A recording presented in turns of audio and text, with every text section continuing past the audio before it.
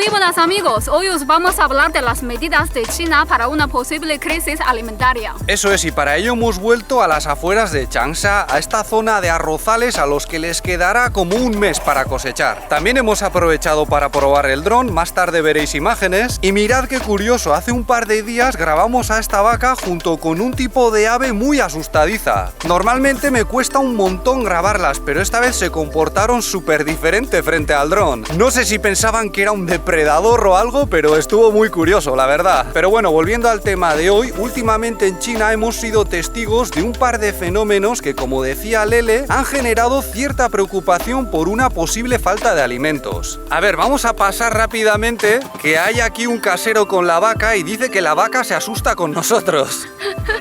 ¡Ay! ¡Ah, qué guapa!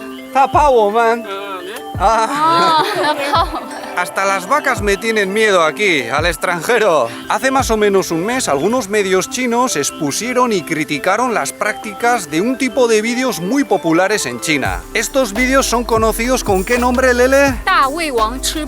Que podríamos traducir literalmente como las transmisiones de los reyes de estómago grande. Básicamente consisten en grabarse a uno mismo comiendo como un animal, pero algunos de ellos tienen trampa. Sus protagonistas a veces utilizan trucos como el de la cámara rápida, con los que te hacen creer que se están comiendo todo un banquete en media hora, cuando en realidad pueden pasar hasta 30 horas. Algunos también detienen la grabación para vomitar y luego continuar con este cuestionable espectáculo. Pero la denuncia de los medios chinos se ha centrado sobre todo en la forma en la que fomentan el derroche de alimentos. Esta campaña, llevada a cabo en gran parte a través de medios estatales, se ha producido después de que el presidente Xi se pronunciase al respecto. Y muchos dan por hecho que quien está detrás es el gobierno. Pero la cosa no ha quedado ahí, porque en algunas ciudades de China se ha recomendado que en las comidas y cenas se pida un plato menos que el número de comensales. Es decir, si nos reunimos 5 habría que pedir 4 platos, y si somos 15, pues 14. Pero a ver, eso no quiere decir que uno de los invitados se vaya a quedar sin comer, ¿eh? Ya sabéis que en China normalmente los platos se ponen en la mitad de la mesa, muchas veces las mesas son circulares y la gente va picando de ellos. A ver, tengo aquí a un amigo que no tiene hambre de comida, sino de mimos. ¿A que sí? Yo que tengo ganas de mimos. Ya sé que algunos lo estaréis pensando, pero no, nadie se va a comer a este perro aquí, ¿vale?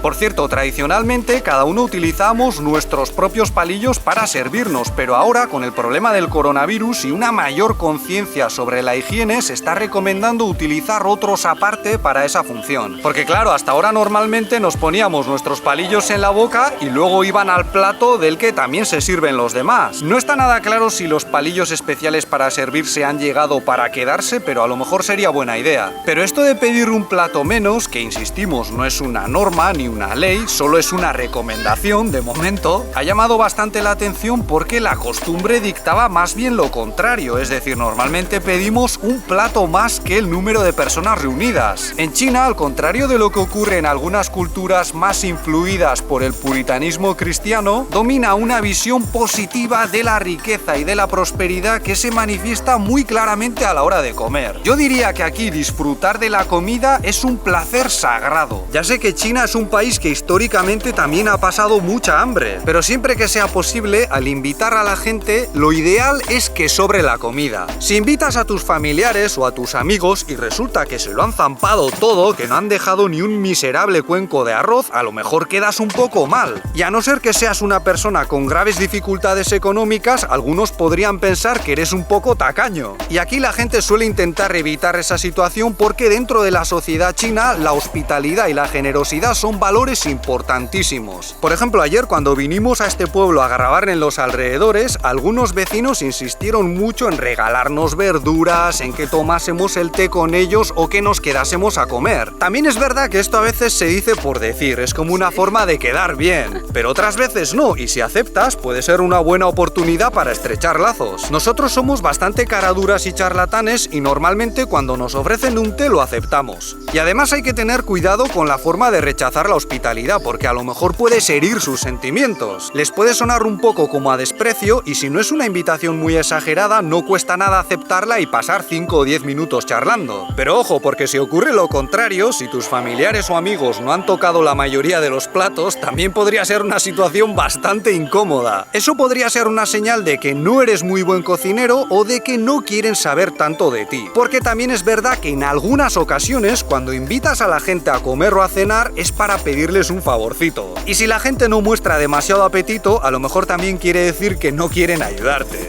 Esto que veis aquí es un caserío que ha sido abandonado y esto también supone un problema bastante grande para China, porque ya os dijimos que los habitantes del mundo rural prefieren ir a las ciudades y los que se han quedado aquí, los mayores, ya no trabajan como cuando eran jóvenes y no está nada claro si van a tener un relevo. Aunque también es verdad que la automatización y las mejoras de las técnicas de producción ayudan mucho. Lo que antes se hacía a mano ahora se hace cada vez más a máquina y gastando menos tiempo y esfuerzo.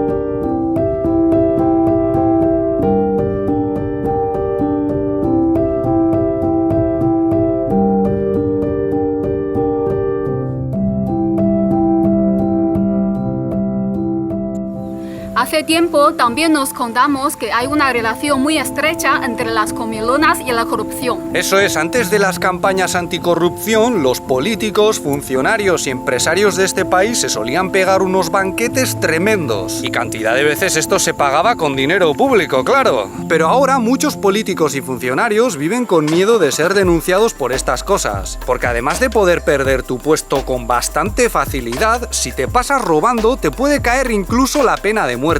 Ya sé que en Occidente muchos critican esta forma de gobernar, nosotros también estamos en contra de la pena de muerte. Pero sin llegar a ese extremo, quizás tampoco está tan mal que los políticos tengan algo más de miedo a la hora de robar y hacer las cosas mal. Pero a lo que vamos, por todas estas razones que estamos comentando, yo creo que algunos de los más afectados por estas recomendaciones serán aquellos que reciben salarios pagados con dinero público. Es más, si esto viene del gobierno, lo lógico es que sean ellos los primeros en dar ejemplo. No olvidemos que en China los funcionarios son considerados responsables directos de los casos de coronavirus que aparezcan en su zona. Es decir, si eres el líder de un barrio y surge un brote entre tus vecinos, es bastante probable que acabes perdiendo el cargo. De hecho, en China, desde el comienzo de la epidemia, esto ha ocurrido decenas y hasta cientos de veces. Y por lo que sabemos, parte de esas denuncias se producen a través de los ciudadanos que tienen vías para hacerlo y también por parte de los rivales políticos que siempre están al acecho. Pero estas campañas para controlar el derroche de comida no son nada nuevo, yo las llevo viendo prácticamente desde que llegué a China. A nosotros desde pequeños en la escuela nos enseñan que no hay que desaprovechar los alimentos. Bueno, a nosotros también, Lele, mi padre de pequeño cuando comíamos arroz siempre nos decía que no dejásemos ni un grano. Pero es verdad que a los chinos les dan bastante la lata con el tema desde pequeños en la escuela, con los libros de texto, en la oficina, en la empresa y hasta en el restaurante. Nosotros nos hemos solido encontrar con carteles de estas campañas en muchos comedores. Desde hace unos años también se viene insistiendo mucho en que hay que conservar la costumbre de llevarse las sobras a casa, porque antes os hemos dicho que es importante que al invitar a la gente sobre algo de comida, pero eso no quiere decir que tenga que desaprovecharse. Nosotros seguro que somos muy derrochones con otras cosas, pero siempre que salimos a comer o a cenar con los familiares o amigos de Lele, lo que no podemos terminar a casa. En cualquier restaurante de China puedes pedir que te pongan una cajita o una bolsa para llevar, pero también es verdad que cuando se trata de una ocasión especial o es un restaurante un poco de lujo, a mucha gente le da reparo. Y lo mismo ocurre cuando se trata de un banquete de una organización, una institución o una empresa. De hecho, yo creo que es precisamente en esas reuniones donde más se derrocha. Entonces es posible que algunos en Occidente, al ver estas medidas sobre el consumo de comida, apliquen la misma lógica que con las medidas contra el coronavirus. Y pensarán, bueno, si están haciendo esto es porque tiene que haber haber una crisis alimentaria brutal. Pero eso no quiere decir que en China nos estemos muriendo de hambre, que ya veo venir a algunos con el cuento. Ya sabéis que el gobierno chino es muy dado a planificar y hace unos cuantos vídeos ya os hablamos de las reservas de comida que hay en este país. Pero la verdad es que China tiene que hacer frente a muchos retos en lo relativo a la producción de alimentos. China ocupa el puesto 140 en cantidad de tierras cultivables per cápita. Para que nos hagamos una idea, a cada chino le corresponden solo 0,083 hectáreas de las que sacar alimento. Y esto es muy poco si lo comparamos con la realidad de muchos países mucho menos poblados. Por ejemplo, Argentina ocupa el puesto número 4, Estados Unidos el 14, España el 48 y México el 70. Aún así, China se las ha apañado para ser prácticamente autosuficiente en la producción de arroz, trigo y maíz, pero sigue dependiendo muchísimo de la importación de soja. El gigante asiático produce cada año alrededor de 10 millones de toneladas de soja, pero tiene que importar unas 90. Y hay que tener en cuenta que el grano, como producto agrícola, es muy importante para la producción de carne, porque suele utilizarse para criar y engordar animales. Y algunos os preguntaréis, ¿pero cómo puede ser que los chinos produzcan tan poca soja con lo importante que es el tofu en su gastronomía?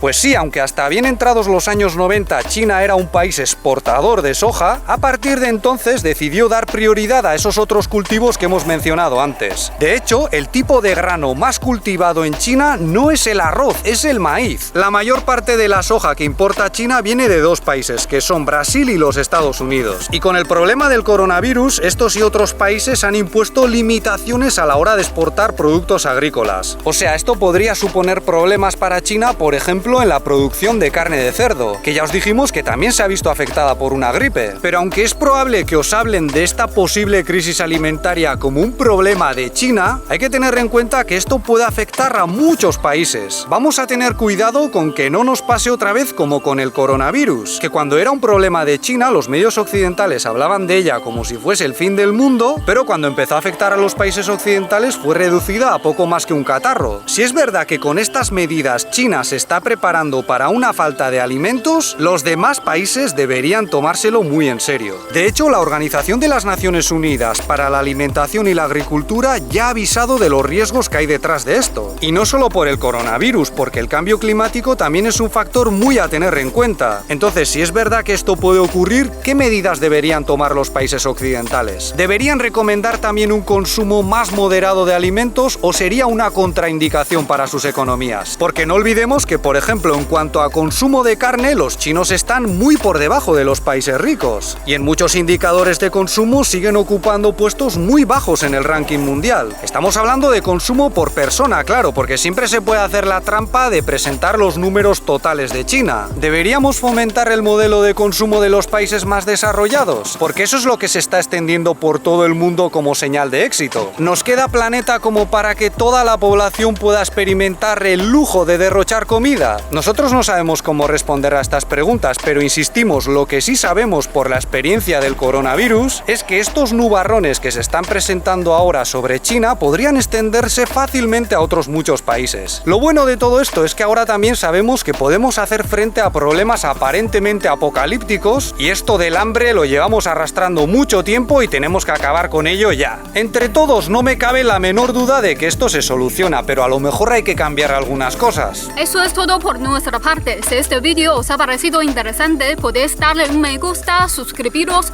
o ayudarnos con Patreon, donde también publicamos contenido. Muchas gracias por vuestra atención y hasta la próxima. ¡Hasta luego!